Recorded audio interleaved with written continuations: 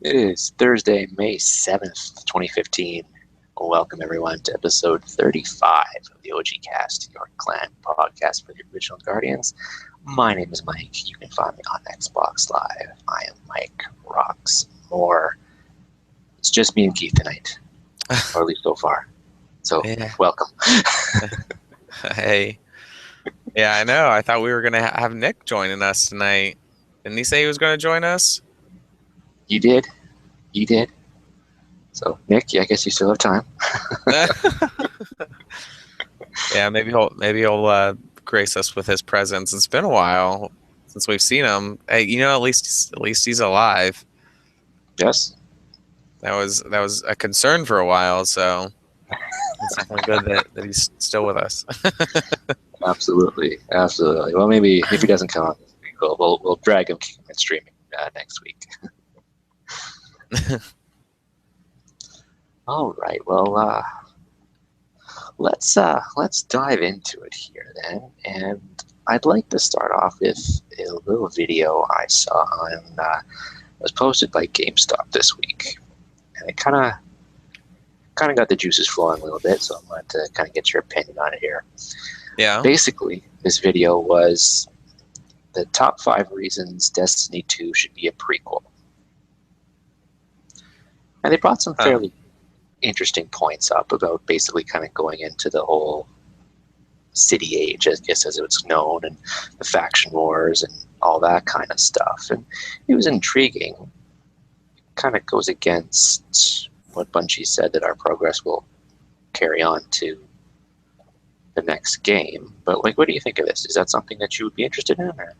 Well, I don't think so. I mean, I don't think it's the right move. Just because I know that the forward progression seems to be really important for Destiny, and it seems like that's something that they really plan on continuing to do. So I don't think that it would make sense to set us up in a prequel when obviously that wouldn't be possible. But in addition to that, who's going to care about the prequel when we don't even have a story for the existing? You know what I mean? Like, and then in order for anybody to care, you'd have to have some context to the current universe. Yeah, that's a fair point. I think like the argument they were trying to make was that there was a lot more potential for story by going back to a prequel, because well, basically, the history is basically the best part of Destiny if we really look at it. But I mean, there's plenty of story to be told in the current universe as well. Oh, true enough. So I mean, I think that I definitely understand the perspective, but I don't know if that would make sense for them to do that.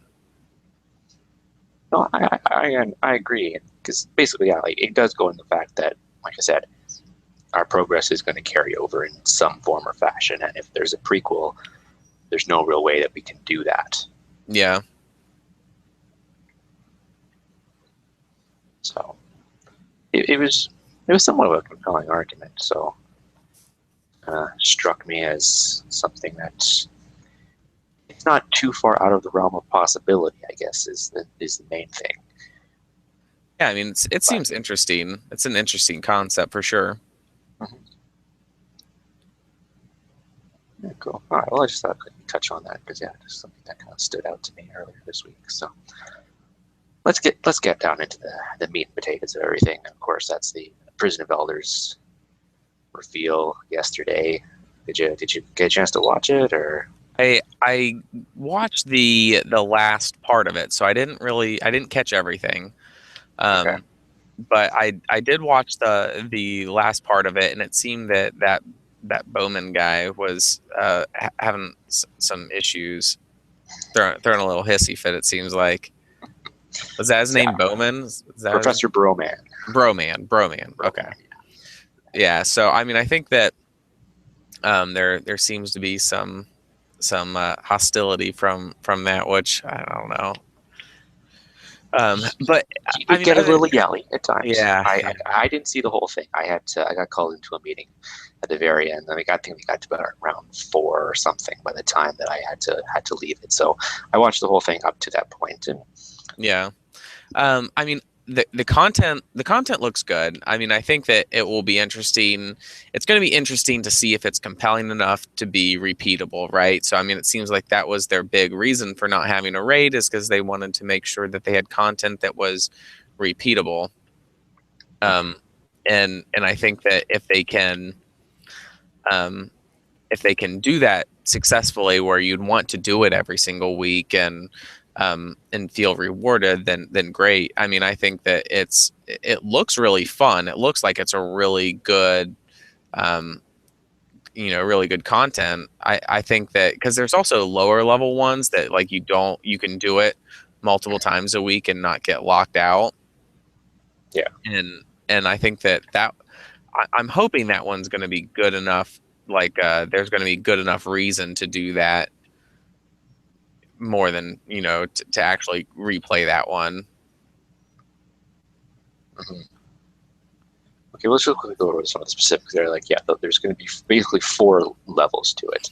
The 28 is the one that you can do anytime, all the time. And Yeah, that is going to be a match-made activity, so you don't have to have a pre-made fire team. The rest is 32, 34, and 35. And those are not match-made, so you do have to bring a pre-formed team into there. Those you can only run once a week. So I guess in the beginning, the 32 is going to be the one that's going to probably get at least the most action from us, more than likely, on a yeah, weekly basis. And I was thinking about the replayability today, and at least from what I've seen, like at least what was available to on the stream and to what was available to the YouTubers and such that they invited to Bungie last week, was it's pretty much they were really pushing the Hive and the Cabal. Called them maps, I guess. yeah. Apparently, there is one for each race, which is going to be sort of random Yeah, locations. I did watch a YouTube video, and that was and it looked like there was Cabal on that one. So I don't know. I mean, it looks like it's going to include all races. Mm-hmm. Yeah, they did say that there was one for each one, which is definitely good. Yeah, But at least in the Bungie stream, they went.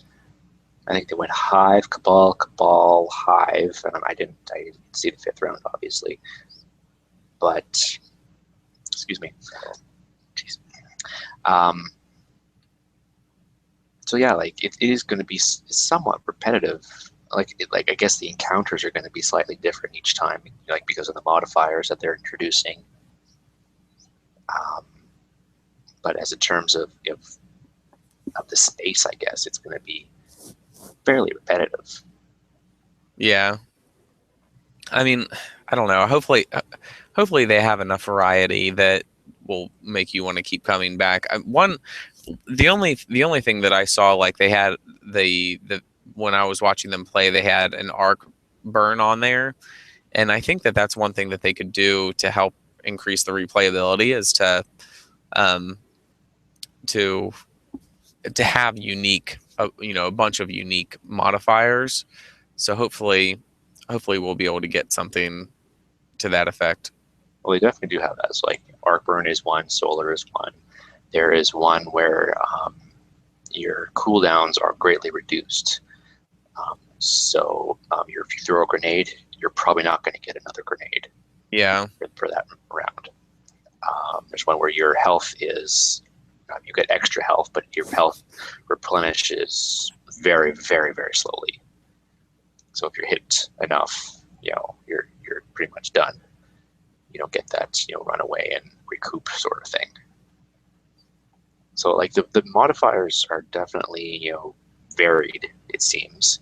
Plus they have those sort of, I guess, challenges in the rounds as well, where you have to, kill the target or defuse the mines or destroy the mines or however there is. yeah,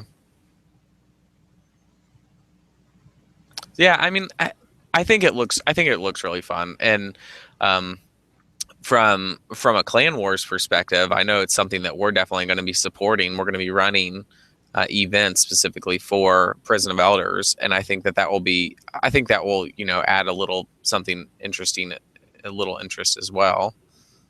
So um, overall, I think it'll be pretty fun, and I'm excited to see how it plays out, and I'm definitely excited to see how see if it can be competitive enough that people would actually care to see it supported on the site. Got any ideas what kind of modifiers that you'd introduce yourself, or? I mean, I don't know. I mean, we have plenty of modifiers right now, but we always have the ability to pretty easily add more. So if something that if there's a modifier that would make sense that would feel really good doing that, then yeah, it's something that we'll definitely be adding. For sure. It's kind of an interesting thing though, because like they obviously wiped a lot in the Bungie stream, and on the flip side though, Dado, for example, he had his video up, and basically he said that he edited out the wipes. But if you look at basically the full completions of each of the 5 rounds, they did it in about 25 minutes. Okay. So if you have a good enough team and don't wipe, you can basically complete your your Prison of Elders challenge for the week in under half an hour. Yeah, that's not bad. Is that worth it though, you think? Especially considering the kind of flack that Crota took in the end for being rather, I guess, not as in depth as Vault of Glass was. Because some team, like the first team that ever did it on hard, did it in under half an hour, and here we have this new end game thing that can be completed in half an hour. Do you think that's good? That's bad? Should it be a little longer? I don't think it's going to be an issue. I mean, half an hour is fine because I think it's something that you're going to repeat. You know what I mean? Hopefully, it's something you can do more than just once and feel like you can actually progress. So we'll see. I guess it kind of depends, because if you're doing like the 32, 34, 35, you can only do that once a week because it gets locked out once you complete it. Yeah. 28 you can do over and over again if you want, but the higher level ones are going to be like Nightfall. You do it once, you get the rewards once. If you're not getting any rewards, there's going to be less incentive to do it, I guess, other than just practice, I guess. But yeah.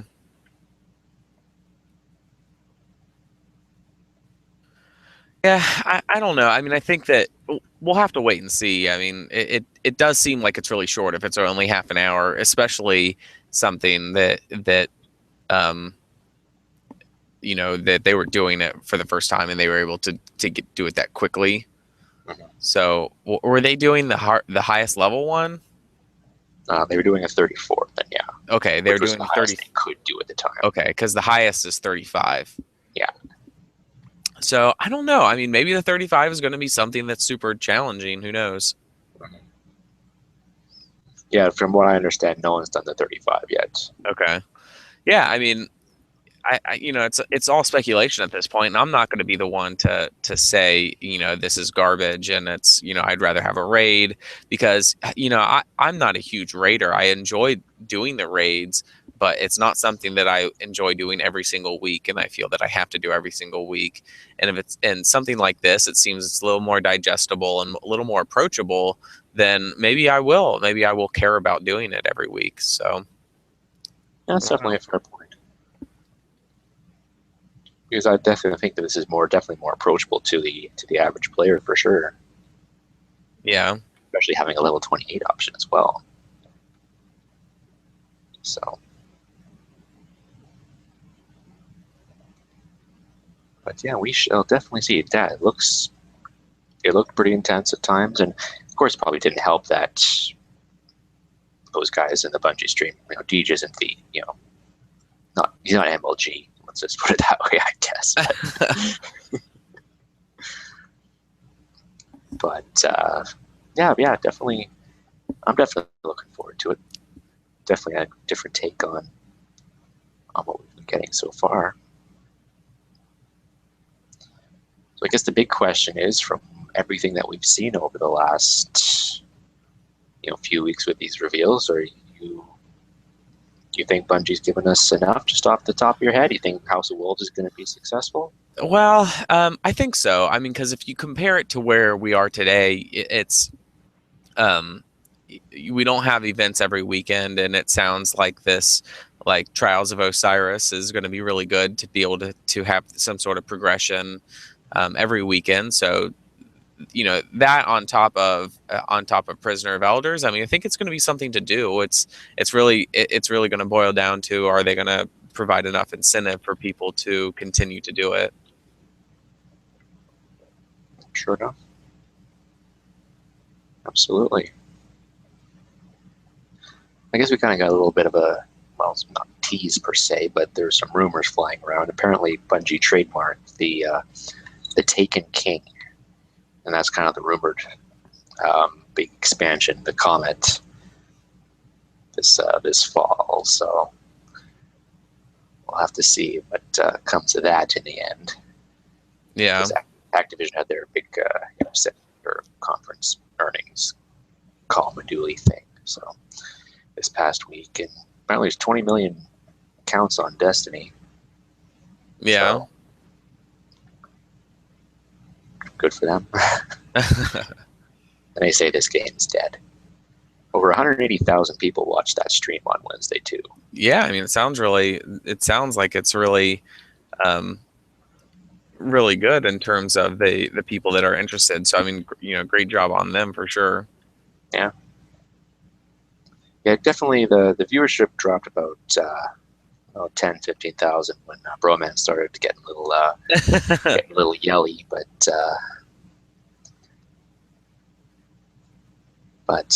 yeah, overall, yeah, definitely some good reveals over the last few weeks. So I'm excited. But then it kind of was before, so.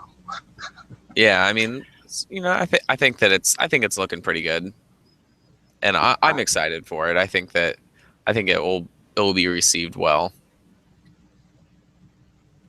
Yeah, the excitement definitely seems to be in the community for sure. So, but where it goes is, a week from now, or I guess 2 weeks from now when it launches, to a month from now, to 2 months from now, we'll have to see where things are, because at the end of the day, September, the rumored date for Comet, that's a hell of a long ways away. So, well, they just trademarked the name. Like, I don't think it's going to be called Comet. Did you see that? It was, I can't remember what it was. Yeah, they trademarked the Taken King, I think, is what it's called. Yeah, Taken King. That's right. Yeah, so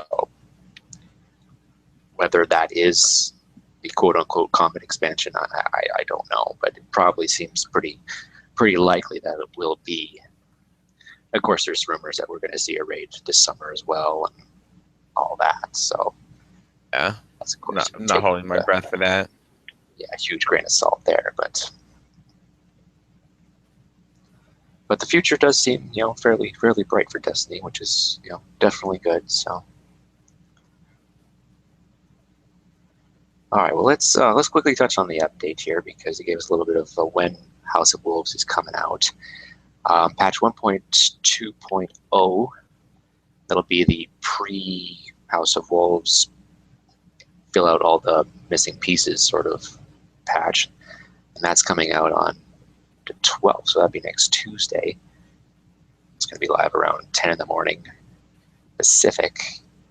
And then House of Wolves itself, that'll be patch 1.2.0.1, or again around the 10 a.m. Pacific on the 19th. Yeah. So the race begins then, I guess. Because they did say that you do have to complete all the story before you can head into Prison of Elders. So,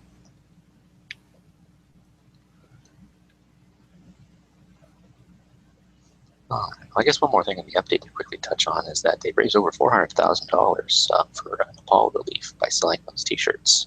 Yeah, I saw that. Seems like a pretty good number. Yeah, just a week. Yeah, absolutely.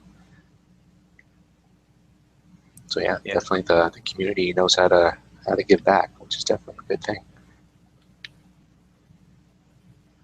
Yeah, I mean, I ordered the shirt. Yeah, I'm kind of tempted myself. I might have to do that this week. So I don't have any Destiny swag, so I think it's about time I got myself some. Yeah, neither do I. Oh, I'm sorry. That's not. I have a little, rubber band I got with my game when I bought it. So, all right. Well, we quickly touched on Clan Wars before. Obviously, first PVE event Yes. this weekend. A little bit of, a few little, growing pains along the way. Do you want to kind of fill us in on what all happened with getting ready there? Yeah, I mean, I think that the first PvE event is it's going all right so far. I mean, I think that we it's been a successful start. I mean, it's really just running strikes. It's really not that competitive, in my opinion. I mean, I think that doing any kind of PvE event that where it's indirect competition, it's really going to lose its competitiveness compared to PvP events. But so far, the community seems to be enjoying it. And we're seeing a lot of activity, a lot of clans on the leaderboards that we haven't seen as from so far from the PvP side of things. So that's great. I mean, we're giving other clans a another way to participate. So so far things are going all right. Cool. Kind of had to change your modifiers up a little bit just We before did. release. I saw too. Yeah. So I mean, we originally started where you were just going to be able to get all your points from kills and assists. And when we went into it, we kind of knew that yeah, there might be some camping instead of actually running the strike. And but we didn't think that it would be too big of an issue. But people started picking up on it right away before the events even started. People said that they could see this happening. So it's kind of like, oh, we should probably just be proactive and shake things up a little bit to prevent that from happening. So we did it. We created a new modifier. We um, rushed that. I just rushed the icon and tested the script in our test environment, and it's actually really good that we did that because the event would have been broken if we didn't do that, because we had tested strikes before, but Bungie changed their API Oh, in the last couple weeks. So they've changed it after we did our last strike test in our test environment. And so even so when we were doing this, it's like, well, why isn't this working? Like scores aren't calculating. It had nothing to do with the changes I made. Turns out that one of the fields that comes into the API is no longer present for PvE events. So awesome. And we were using that to join on and group on for stuff. So it was it was a pivotal field in terms of finding the proper in terms of calculating scores. So um, so it's really good that we ended up testing anyway, because it would have been a mess today trying to fix it after it had already gone live if that for wasn't sure. the case. So blessing in disguise, I should say. Yeah. Okay. That's the life of the developer, though, eh?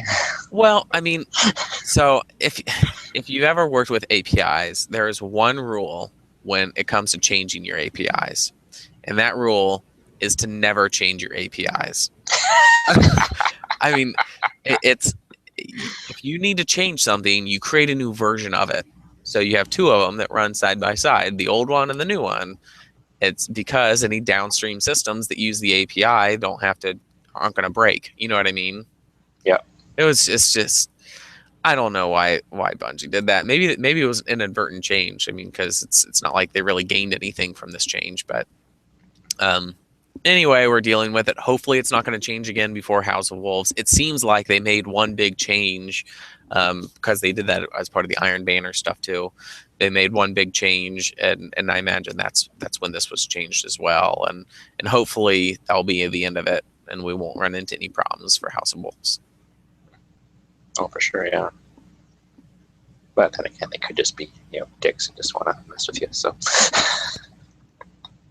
Yeah, I don't think that's the case, but you never know. no, yeah, probably not. But still, yeah, when a situation like this, you definitely want things to be running as smoothly as possible. Yeah. Cool. All right. Well, yeah, definitely. Yeah, the Rock Strike list or the weekly at 26 or higher. Correct. That's right. Awesome. So it doesn't take. I mean, it's if you like start it and don't actually complete it, then you're not going to get credit.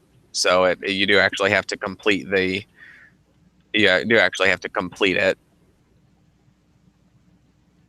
Cool. So that's one minor difference between PvE and PvE and PvP events. So when dealing with PvP stuff, even if you just like started it but didn't actually complete it, we would still give you like partial credit. But with PvE, it's you have to do it completely. Yeah. Well, definitely makes sense because like we were kind of talking way back that the PvE could be rife for I guess less like than farming. Yeah. Yeah, could be good for farming and all that. And personally, I don't see the thrill of it.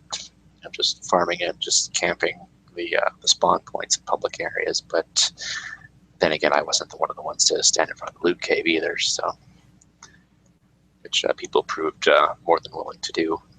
But we won't go there. Well, yeah, definitely. I've been looking forward to the PvE for a long time because as you very well know that my Crucible skill comes and wanes. Oh well, it's Comes and spurts. It's not bad. Don't worry about it. No, thank you for your pity.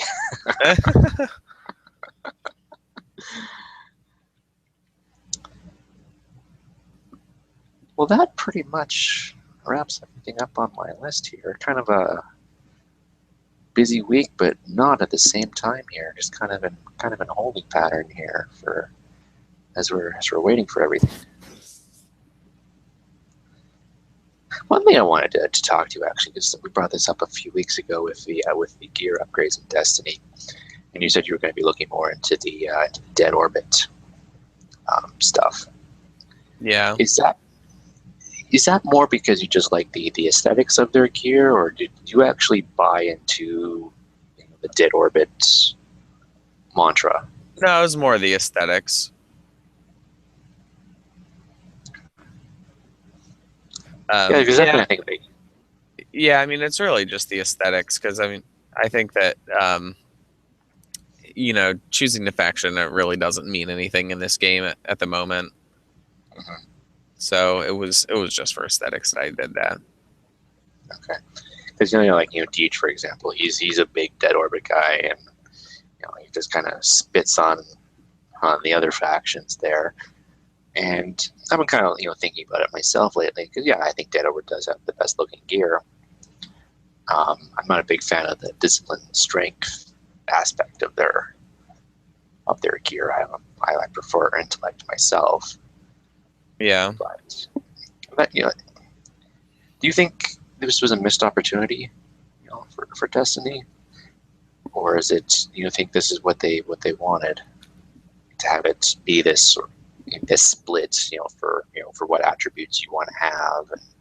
Yeah, I mean, I definitely think it was a missed opportunity. I mean, because they could have done something really unique for factions, whether it's unique missions or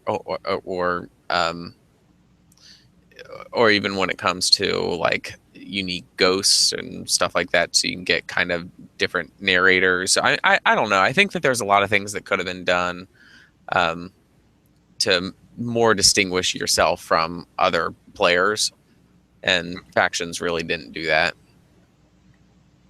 I was expecting a lot more from factions when they had announced them and everything. I was definitely expecting a lot more from the factions. No, I agree. Like I've just stuck with the Vanguard gear myself for the most part. Like obviously, decked up in my raid gear now, but with the ability to to ascend, I guess this lower level gear, it does open up a lot more opportunities for other gear and such. So which is definitely a good thing.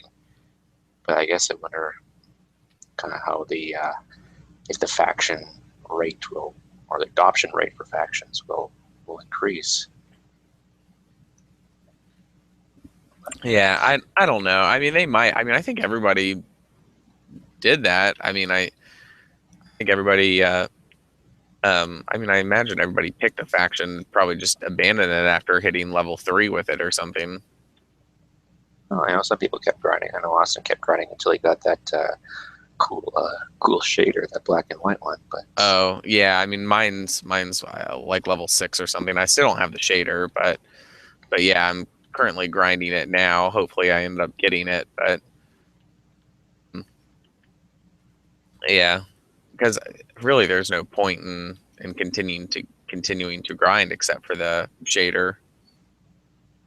yeah, true enough. Yeah, I don't even know what New Monarchy or Future War Cult offer. Yeah, not too many of us are too deep into the factions, I guess. But yeah, food for thought, I guess. So definitely something to go look into. I'm kind of debating it anyways, but we shall see. Yeah.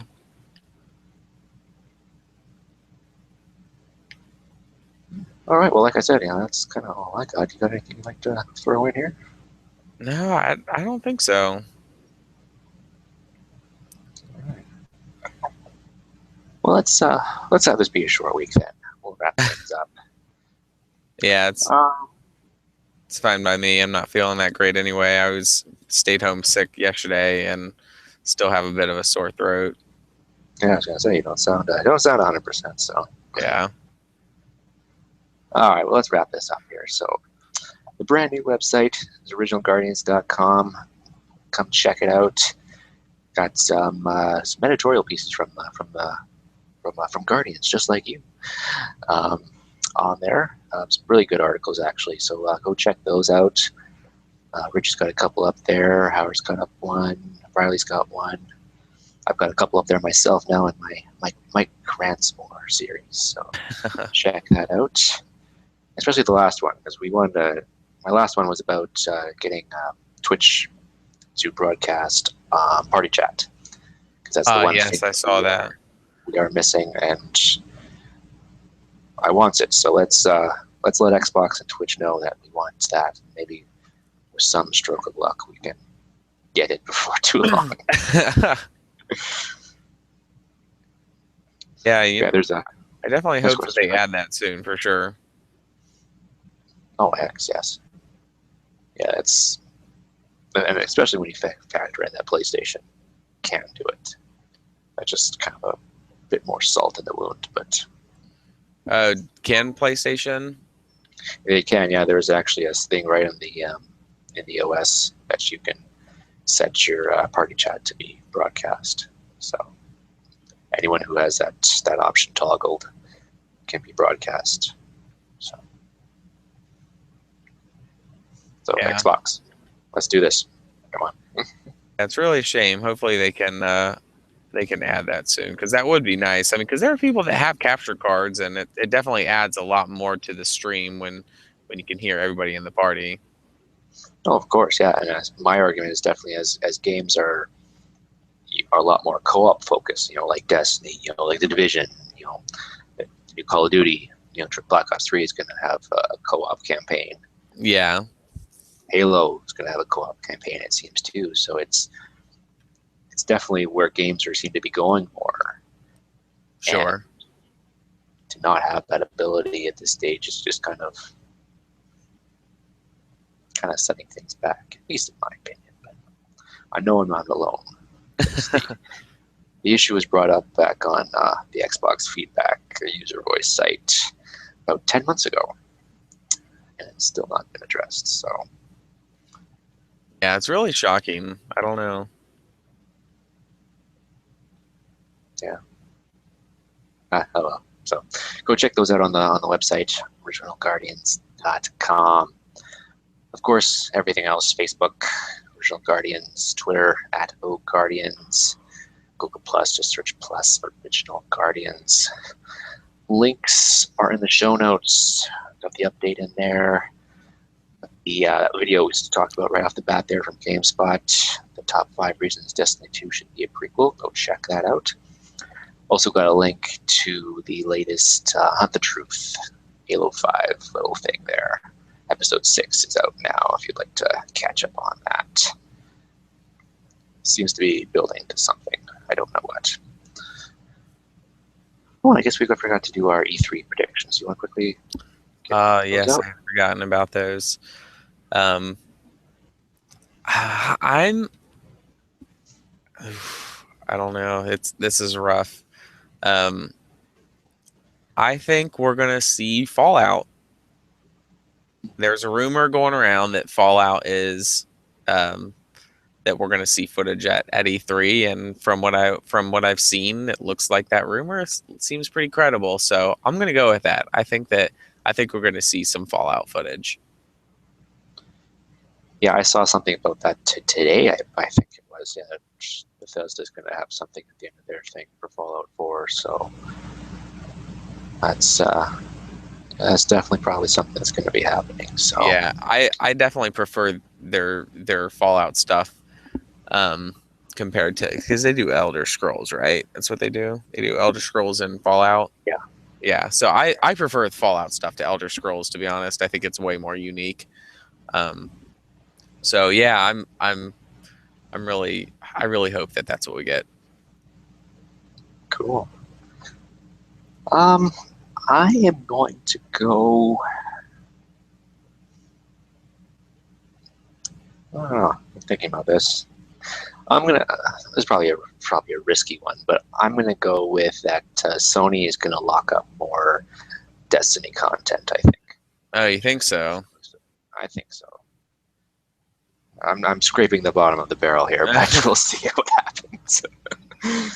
But yeah, I've kind of got a hunch that Sony's gonna try and do that because Destiny is proven itself to be a big franchise and one that I think is evolving enough that it's going to stick around. And I think having that exclusive stuff on PS4 has definitely been a big aid to them. So I think they'll probably want to try and keep that train coming. Yeah, see, I don't know, because it seems like Destiny didn't do what they were expecting. Because to me, it seems like they were expecting Destiny to be the next Halo. You know what I mean? Like that's what they were paying for, was for Destiny to be the next Halo. Yeah. Yeah, it's. I agree. It didn't live up to probably everyone's expectations, at least in that regard. But I think if you look at the grand scheme of things and the universe that they have set us in, the potential is still greatly there, I think. And I think Sony sees that. But who knows? It's just a guess at this point. Yeah, I don't know. I think it's. I don't know. I think that would be surprising to me. I think that Sony is. I think they're gonna drop Destiny in terms of their exclusivity deals, but maybe that's just wishful thinking from my perspective, because I don't want to have to wait another year to see strikes. No, true enough. Yeah, it's not something that I've been a fan of, but I can see where they're coming from. Yeah, the year time frame was stupid, in my opinion. But I mean, the good news is that we're going to be getting some new strikes this September. Yes, absolutely. So that's a good thing. But yeah, like I said, I'm kind of scraping the bottom of the barrel here, but we shall see. Yeah. All right. Well, now that I probably stuck my foot in my mouth, it's probably a good time to end. So as I mentioned, links in the show notes if you want to check out anything we discussed about today. And yeah, we will be back next week. We'll drag Nick here and here, kicking and screaming if need be. Yeah, hopefully we can get him in here, see what's going on. Yeah, absolutely. Absolutely. And yeah, then we'll teaser for next week. I think we're going to be having a special guest on here, one of the clan members, to talk some Smite. It's kind of a big game going through the clan right now. So we're going to try and get Howard in here to tell us what it's all about, because I have no idea what it's all about.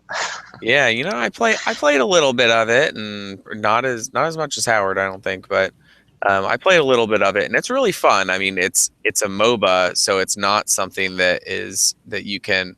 If you've never played a MOBA, it's not something that you pick up and say, "Oh yeah, I understand what is going on." Like it is a very complex type system. Mm-hmm. Yeah, I've heard there's quite a learning curve to it. So. Yeah, there absolutely is. So I mean, I think that it definitely does take some commitment to understand what's going on. Like I said, yeah, we'll try and get Howard in here next week, and he can give us all the deets. Because yeah, definitely, yeah, a lot of people playing it right now. So and a lot of codes flying around too. So yeah, definitely even more people getting into it. So looks to be a game to watch. So Yeah, we'll talk about that next week. And with that, I think we will sign off for the week. We'll be back. Thanks everyone for listening or watching, and yeah, we will catch you next week. See you guys later. All right. Thanks for listening.